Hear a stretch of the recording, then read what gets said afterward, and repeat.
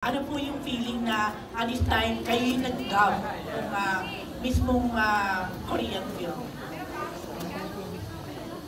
Are you fond of watching Korean drama? Bihira po. Oo. At siguro sa kabisihan naman. Pero meron din akong mga napanood. And I like yung mga istorya ng Korean. Nagugustuhan ko naman ang kanilang pelikula. Yun nga lang, kailangan merong subtitle, di ba? Hirap nang intindihin. Pero maganda ang mga istorya nila. Totoo yan. Kaya nung tanggapin namin itong pelikulang ito upang i-dub, medyo nahirapan ng konti sapagkat yung reaction kasi iba ang Tagalog eh. Totoo. Iba ang Filipino language, no? At saka feelings ng Filipino language. So, kailangan namin pag-aralang mabuti, and our coach na nagko-coach sa amin na dubber live in Korea.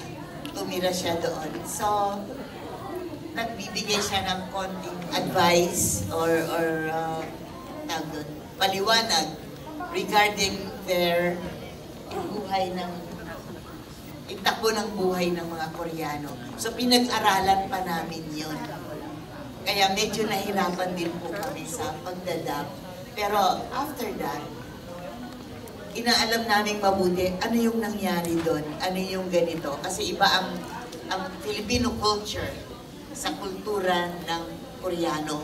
Pero after napag-aralan namin, na-adapt namin sa sarili namin, then it's easy for us na i-dub even in Tagalog. I-translated into Tagalog. At mismo kami naaapektuhan sa ginagawa namin. There are times that I stop the dubbing. Because, hindi ko po mapigil ang pag-iyak. Very touching at sentimental. Tito Nova, sorry, maan ko po. Somehow po ba medyo nakarelate din kayo dito sa dinub ninyo na character? Yes, it's very important. Wala pala namang magkakaiba. Kay Koreano ka, kay Hapones ka, kay ano, basta't pamilya. Kasi tayo, malapit tayo sa pamilya. This is all about family. And the more you will love your family after watching, dito natin makikita yung totoong aral. Ito yung paano mo mahalin ang pamilya mo. And just leave it that way hanggang sa matapos na yung mapanood. Dahil pati kami apektado din po. Thank you po. Si Mr. po, mahiyaan po ba? Yes po. Siguro between the two of us, ako yung talagang Korean fan. Oo naman, lalo na nung pandemic, di ba? Favorite? Anong favorite ni Tita Ses? Naku, ang pinakamamahal ko si Song Joong Ki. Kaya, ayun talaga, lahat ng pelikula niya pinanood ko, lahat na, at hindi lang minsan, ilang beses yan. Kaya lang, syempre, may asawa na siya ngayon. Anyway, kaya nung sinabi ni Ibiang na magdadab ako ng Korea, sabi ko, Biang, pupunta ba tayo sa Korea? Magkikita na ba kami ni Song Joong Ki? Siyempre, biro-biro namin yan. Yeah, for me, hindi ako stranger sa Korean novela. Nagustuhan ko, na-excite ako kasi this is going to be my first time to dub a full-length film feature na hindi na Korean. So, that part, yes, dun sa question mo, doon naman, just a reaction to Nova. If you notice na medyo naging emotional siya kanina.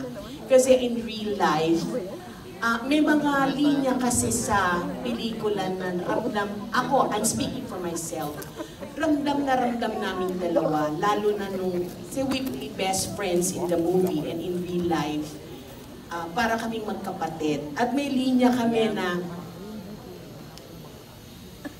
pag mabubuhay ka uli, ikaw ang guardian angel ko, parang ganoon. Because sa totoong buhay,